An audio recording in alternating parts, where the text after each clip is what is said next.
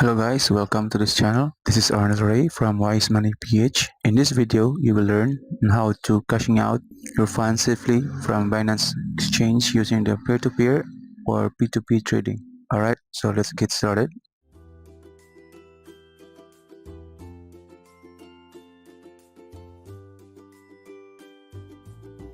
Alright guys, this is now my Binance account. Take note the P2P trading is for verified account only. So make sure your account is verified to proceed this kind of transaction. Alright, so to do that, just go to your account, this little icon right here, click verify. Next, fill up all the information including your proof of identity. Next, click submit. Alright, moving on, we just go to buy crypto, then click P2P trading. So since we're going to cashing out, then click sell. At this user ay gusto niya bumili ng 52 pesos per USDT at limit niya from 700 pesos up to 250,000. Okay, parang okay ito. Siya lang yung pinakamalaki na offer. Check natin now kung di ba to bugos or scammer. So click sell button. Oops, wala pa lamang laman ang P2P wallet ko. So mag-transfer muna ako ng fund. Spot wallet to P2P wallet. Dapat may USDT. Okay, so punta tayo sa wallet.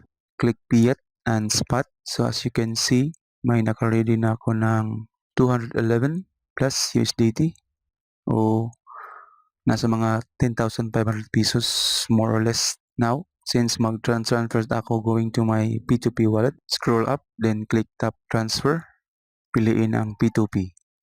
Then under sa coins section, piliin ang USDT, then input the amount you like to withdraw. So for today's video, withdraw ko yung lahat ng USDT ko. Use max amount. Click confirm button afterwards. So now since transfer successful na, balik na sa P2P trading. So same process. Click or tap ulit ang sell button. So since this user ang pinakamalaking offer, so sa kanya ako magta-transact. We'll see if this guy is reliable. So now click sell USDT button. In I want to sell section, type whatever amount would you like to sell, or in this video gusto ko na all amount.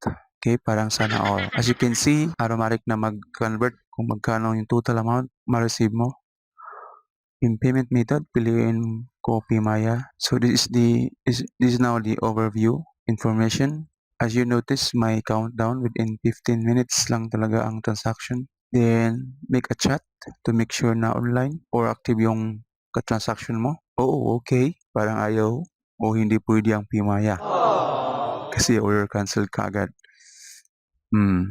Okay, subukan natin ng ibang payment method. Punta ulit sa P2P trading.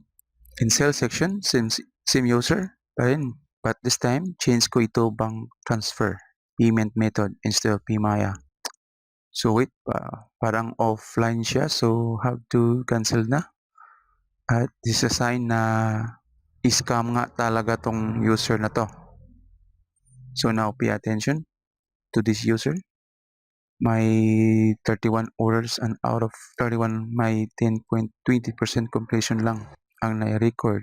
So meaning na this user is potential na scammer nga to.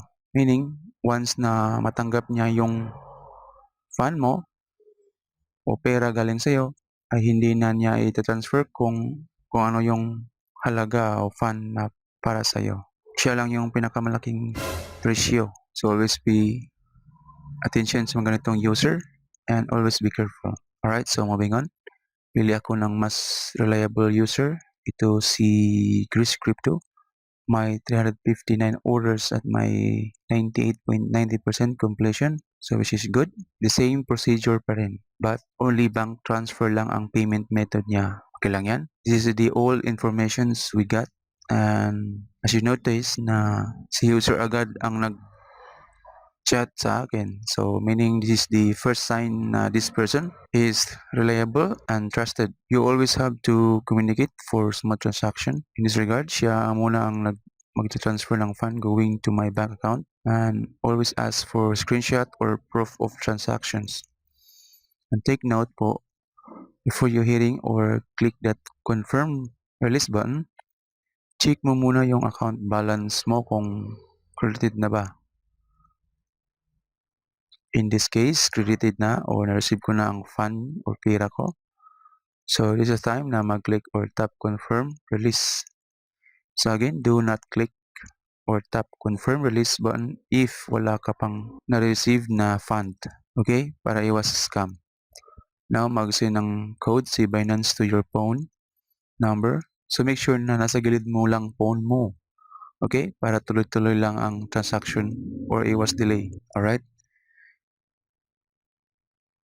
Input the code once na ma-receive na yung verification code.